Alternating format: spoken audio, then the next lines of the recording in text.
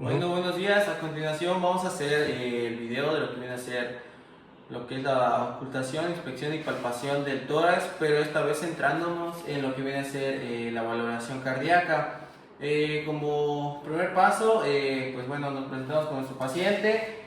Como indicaciones, pues eso debe estar sentado en lo que viene a ser la camilla y con el tórax descubierto para facilitarnos de esta forma la inspección del lado izquierdo donde se va a encontrar el corazón y poder valorar igual si presenta futuras anomalías o incluso anomalías ya presentes en el cuerpo.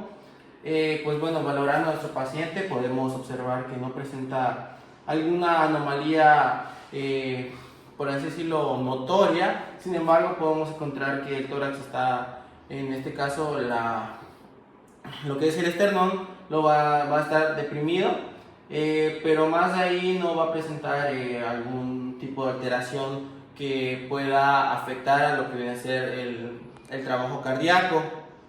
¿Cuál pasa? ¿Qué me llama?